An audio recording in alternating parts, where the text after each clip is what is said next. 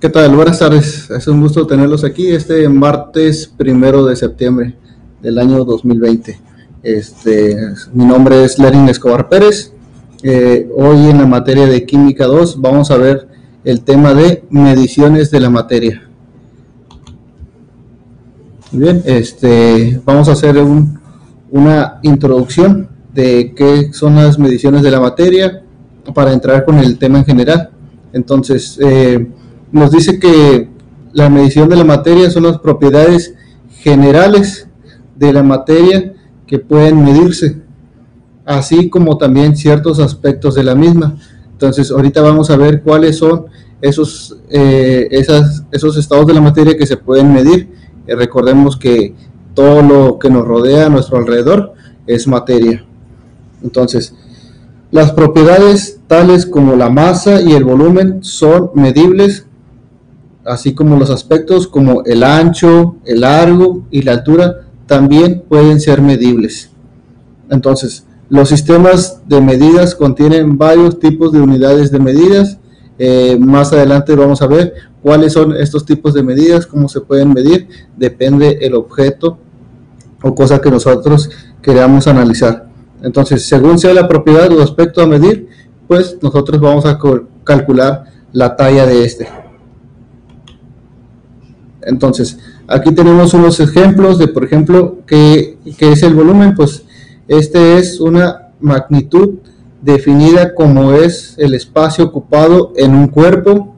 Se calcula multiplicando las tres dimensiones, que es el largo, el ancho y el alto. También se puede medir la magnitud, que es toda propiedad física que se puede medir. Ahora vemos que es la capacidad, es el espacio que ocupa un líquido dentro de un recipiente y lo podemos encontrar en diferentes medidas. También tenemos la definición de longitud, que nos dice que es la magnitud creada para medir la distancia entre dos puntos, o también puede ser entre dos objetos. Tenemos la definición de temperatura, que es una magnitud que se refiere a la intensidad de calor o frío que puede contener un cuerpo o un objeto. Y por último tenemos la definición de masa, que es la magnitud que cuantifica la cantidad de materia en un cuerpo, es decir, la densidad que éste va a ocupar en un cuerpo. Ahora, tenemos los sistemas de medidas. Tenemos la magnitud, que puede ser longitud, masa, volumen, temperatura y tiempo. Las unidades de medida en el sistema internacional, pues de longitud van a ser centímetros y su símbolo puede ser la C y la M juntos. Ahora tenemos la masa. La unidad de medida se puede medir en gramos y se pone el símbolo G. Tenemos el volumen, que su unidad de medida es en litros y se pone la L. Tenemos la temperatura, que se puede medir en grados centígrados. El tiempo se puede medir en segundos. Entonces, el sistema de medidas, kilómetros, unidades de medidas fundamentales son el metro, el kilogramo y el segundo. De estas letras se deriva el nombre de sistemas. Entonces, los sistemas de magnitud van a ser también igual: metros, kilogramos, litros, grados centígrados o segundos. Entonces, el sistema métrico decimal, aquí las unidades de medidas básicas lo son en metros, gramos, segundos. Entonces, esto fue implementado en París en el año de 1889 como un sistema único. Entonces, estas medidas se conocen a nivel internacional, es decir, en todo el mundo, para que no haya cambios. En algunos otros países vamos a tener que, por ejemplo, la temperatura se va a medir en otras unidades de medida. Únicamente se hace la conversión a lo que serían grados centígrados o en X magnitud. Ahora, el instrumento de medida es una parte esencial de la experimentación. Cabe recordar que para el método científico vamos a ocupar siempre la observación y a consecuencia de eso, pues vamos a llegar a la experimentación para poder medir algún objeto. Entonces, si el instrumento es preciso, exacto y tiene una alta sensibilidad, la medición de los diferentes parámetros de una hipótesis será correcto.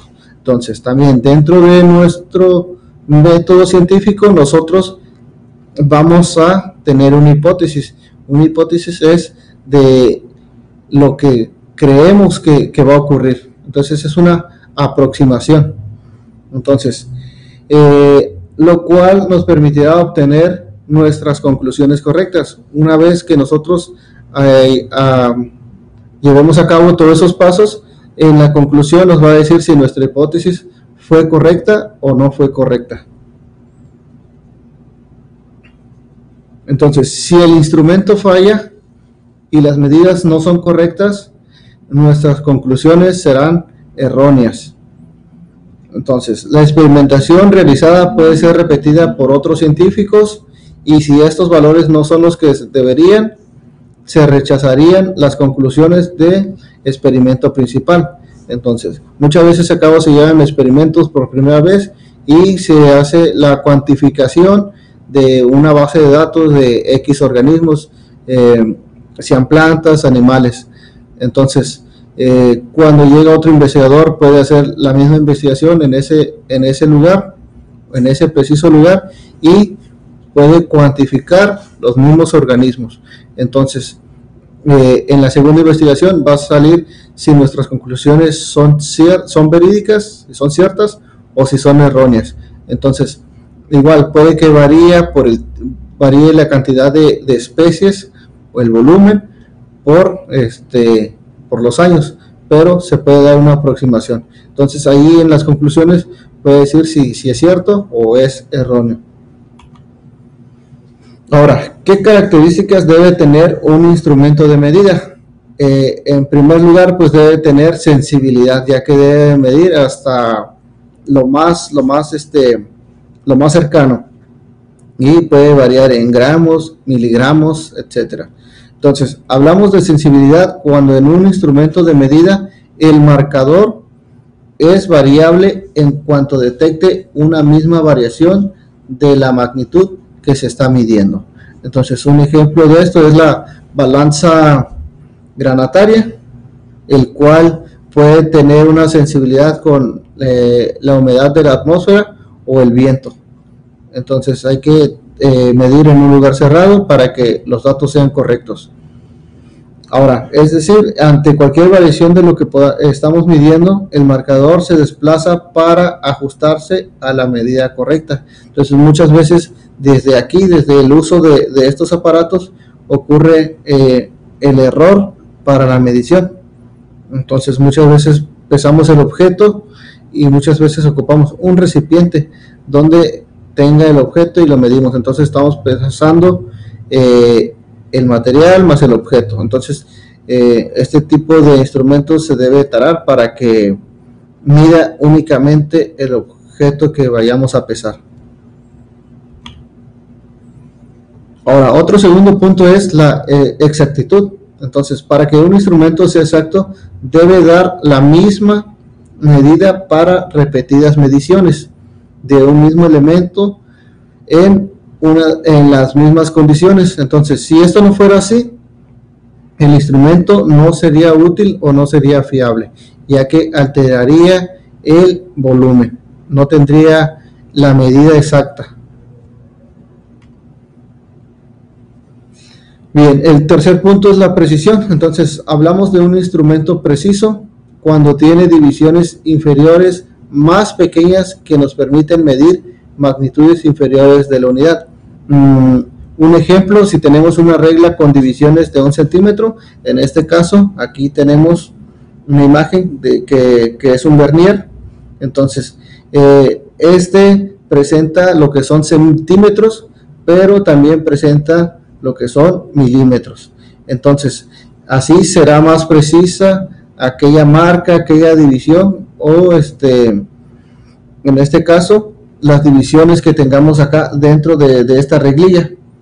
Entonces, hay hay softwares que también utilizan medidas de referencia. Entonces nosotros podemos tomar el vernier y un objeto a un lado. Lo tendremos que calibrar, tomar la fotografía, y esa fotografía posteriormente la ingresamos a un software para que nos ayude a medir exactamente la talla del objeto. Entonces estos aparatos presentan una precisión, es decir, que si se pasó algunos centímetros, se puede medir también en milímetros. El cuarto punto tenemos lo que es la rapidez. Entonces hay la tecnología nos presta mayores beneficios a la hora de hacer algún trabajo. Entonces uno de estos pues es la era digital. Cada vez más son los instrumentos de medida que son más veloces. Cuando más simples es la forma de medida y más rápida de observar su medición, mejor es el instrumento utilizado. Entonces, por ejemplo, es más rápido medir con un calibre digital que con uno manual. Aquí tenemos un ejemplo de lo que conocemos como un termómetro digital, pero también tenemos uno que puede ser de alcohol, y hay otros que son incluso de mercurio. Entonces estos tardan un poquito más en medir la temperatura, y los digitales pues vienen a hacer nuestra vida más fácil, con mayor rapidez, incluso con mayor exactitud. Ahora, en este cuadro nos presentan los cuerpos o sustancias, cómo se puede medir, con qué instrumentos de medidas y las propiedades a medir. Entonces aquí tenemos, por ejemplo, nos dice el agua. Ok. ¿Cómo lo puedo medir? Con un proceso de medición. ¿Con qué aparatos? Con un tubo de ensayo, con un matraz, y se pueden medir otras sustancias. También dice las propiedades a medir, pues puede ser la pureza, el volumen, el peso o incluso la disolución entre dos sustancias. Ahora, aquí tenemos otro ejemplo, por ejemplo, como de un cuerpo, por ejemplo, un metal. ¿Cuál es el proceso de medición? Pues puede ser por una báscula, se puede medir con otras sustancias, se puede medir en un tubo de ensayo. ¿Y cuáles son las propiedades a medir? Pues sería el peso, la longitud, la espesura o la masa de este. Entonces recordemos que los metales tienen una densidad, ya que los átomos están más unidos, entonces eso genera que los metales tengan un peso mayor. Cuando los átomos están tienen mayores espacios entre ellos, pues presentan una menor densidad y un menor peso. Aquí, bueno, vamos a ver otro ejemplo de la luz. Su proceso de medición se puede medir con un voltímetro y con los LEDs. Ahora, sus propiedades a medir podrían ser la longitud, qué tanto abarca esta luz o qué tanto volumen. Entonces, ¿cuál es el área que va a iluminar? Y se puede medir de inicio a final. Ok, entramos con el siguiente subtema que nos dice que nos habla sobre las ecuaciones químicas y cálculos estequiométricos. Ok, entonces en química la estequiometría es el cálculo de las relaciones cuantitativas entre los reactivos y productos en el transcurso de una reacción química. Entonces una reacción química va a ser una alteración o un proceso que lleve a cabo un proceso químico.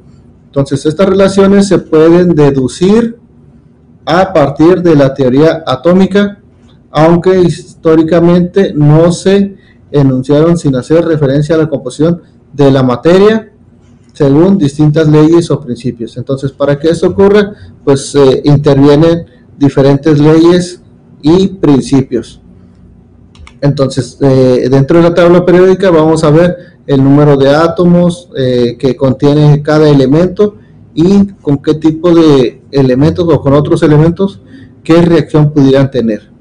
Entonces, la estequiometría es la ciencia que mide las porciones cuantitativas o relaciones de masa de los elementos químicos que están implicados en una reacción química. Entonces, pero la estequiometría también estudia la proporción de los distintos elementos en un compuesto químico y la composición de mezclas químicas. Entonces, va a cuantificar el porcentaje de elementos químicos que éstas contengan entre dos sustancias. Entonces, a consecuencia de esta cantidad, pues van a ser las reacciones que éstas van a presentar o que estos elementos presentarían.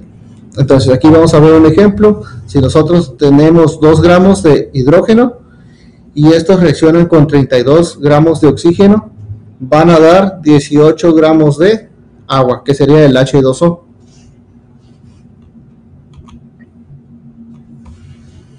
El siguiente subtema, que es la composición porcentual y su relación con la fórmula mínima y molecular. Entonces, también conocida como la fórmula de un compuesto químico. Un compuesto químico es la mezcla entre dos sustancias, entonces, o dos elementos. Si nosotros juntamos dos elementos de la tabla periódica, es decir, por ejemplo, hidrógeno y oxígeno, vamos a hacer un compuesto. El compuesto sería lo que es el agua. Entonces, es posible saber el porcentaje de masa con el que cada elemento que forma dicho compuesto está presente en el mismo. Si nosotros también, por ejemplo, en un recipiente vamos a tener agua y aceite, nosotros podemos medir la cantidad del porcentaje de agua y el porcentaje de aceite. Ahora bien, la fórmula química de un compuesto a través de su composición porcentual. Entonces, se hacen las ecuaciones para nosotros poder llegar al resultado final. Entonces, pregunta, nos dice, ¿cómo se obtiene la composición porcentual? Ok, como número 1 se obtiene el peso molecular del compuesto. El peso molecular se obtiene multiplicando el peso atómico por la cantidad de átomos que hay en un elemento. Entonces, en la tabla periódica nosotros vamos a encontrar la cantidad de átomos que contiene cada elemento. Entonces, esto debe hacer con cada uno de los elementos presentes en el compuesto. Finalmente se suman y así obtenemos el peso molecular de cada compuesto, de cada mezcla o sustancia que nosotros vayamos a medir. Como número 2, se divide el peso de cada uno de los compuestos entre el peso molecular de todo el compuesto. En el 3 nos dice se multiplica por el 100 para obtener el porcentaje. Entonces al final nosotros ese resultado lo vamos a multiplicar por 100 y nos dará el porcentaje de la reacción química que está en tal compuesto. Ahora, un ejemplo de ello es una molécula de dióxido de azufre contiene un átomo de azufre y 2 de oxígeno. Entonces, vamos a calcular la composición en tanto del porciento de dicha molécula. Entonces, como dato tenemos que el peso atómico del azufre es 32.1 y el peso atómico del oxígeno es 16. Entonces, a continuación se obtiene el peso molecular total. Entonces, la masa molecular del dióxido de azufre vamos a tener que es 1, el oxígeno es 2, entonces lo vamos a multiplicar por el número de átomos. Entonces, nos va a dar como resultado 32.1.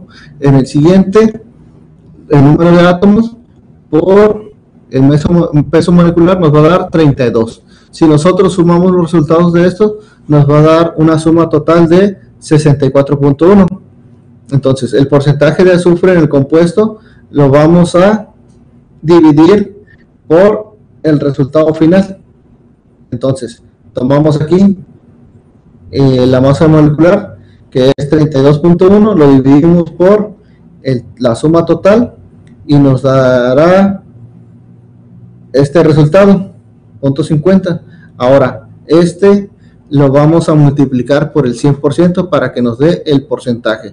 Entonces, nos dice que el 50% va a ser de azufre y el otro 50% va a ser de oxígeno. Entonces, de esa manera nosotros podemos calcular la composición porcentual. Seguimos con el siguiente subtema, que es la fórmula mínima. Entonces, esta también es conocida como la composición porcentual de un compuesto o su composición elemental en gramos. Se puede determinar su fórmula más simple mediante cálculos elementales. Entonces, basta con que la química se apoye de lo que son las matemáticas, y en este caso pues se hagan ecuaciones para determinar los número de moles, el peso moleculares, etcétera. Entonces, la fórmula más simple o fórmula empírica de un compuesto es la menor relación entre el número de átomos presentes en una molécula de compuesto. Entonces, a través de la composición porcentual de un compuesto puede conocerse su fórmula empírica. Entonces, como número 1, se transforman los porcentajes en masa a partir del supuesto de que la muestra en cuestión tiene una masa de 100 gramos. Como número 2, vamos a calcular los moles de cada uno de los elementos químicos dividiendo la masa entre su fórmula atómica. Entonces, aquí tenemos la cantidad de N igual a masa atómica sobre masa. Como número 3, de los resultados obtenidos en el paso número 2, se elige el de menor valor y entre este se dividen todos y cada uno. Si al terminar los cálculos obtienen fraccionarios, estos se multiplican por la cantidad que los transforme en enteros. Entonces, normalmente se redondea, y en caso de obtener un número entero con decimal 0.5, todo será multiplicado a su vez por 2. Como número 4, se construye la fórmula utilizando los datos del paso 3 como subíndices. Entonces, se trata aquí de no dejar puntos decimales, sino redondear la cantidad total. El siguiente subtema tenemos los reactivos limitantes. Entonces, da a conocer o limita la cantidad de producto formado y provoca una concentración específica, ya que puede dar un salto a las cantidades. Entonces, muchas veces cuando estamos midiendo X sustancia, si no medimos bien, esto puede alterar el orden de nuestra reacción. Entonces, puede ser que varíe, que cambie. Entonces, en este tipo de compuestos o soluciones se deben de medir las cantidades exactas. Es aquí por eso que hablamos de las unidades de medida, ya que son fundamental para este tipo de procesos o reacciones.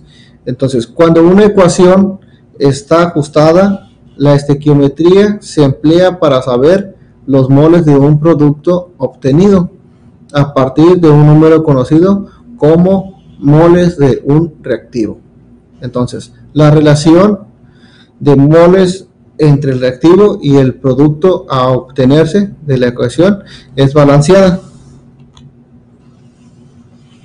Entonces, generalmente cuando se efectúa una reacción química, los reactivos no se encuentran en cantidades simétricas exactas. Entonces, esto puede variar, es decir, en las proporciones que indica su ecuación balanceada.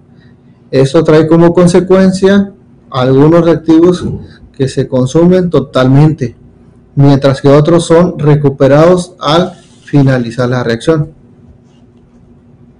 Entonces, muchas veces pesamos lo que es el producto, los mezclamos en cierta sustancia, después las separamos y resulta que estos se consumen y al final no tenemos el mismo peso que cuando lo mezclamos.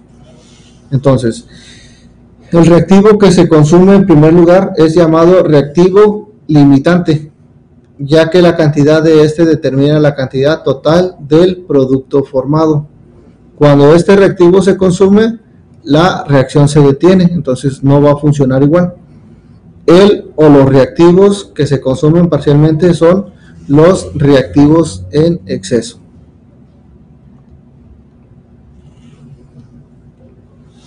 La cantidad de producto que se obtiene cuando reacciona todo el reactivo limitante se denomina rendimiento teórico de la reacción.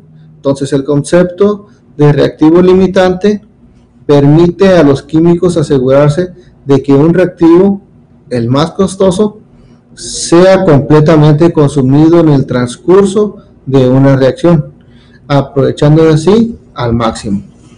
Entonces, en ocasiones hay reactivos que pueden ser muy costosos, entonces hay reactivos que se pueden llevar una sola vez a cabo, hay otros que se pueden repetir, pero no muchas veces va a suceder eso. Incluso en algunos microscopios electrónicos de barrido, pues se llega a utilizar lo que es polvo en oro, y las fotografías deben ser muy precisas, ya que pues cuestan dinero. Entonces esas fotografías pueden salir muy costosas y no se pueden estar repitiendo en varias ocasiones. Eso es por dar un ejemplo. Entonces, en química, el rendimiento, también referido como rendimiento químico y rendimiento de reacción, es la cantidad de producto obtenido en una reacción química. El rendimiento absoluto puede ser dado como la masa en gramos o moles, que es el rendimiento molar.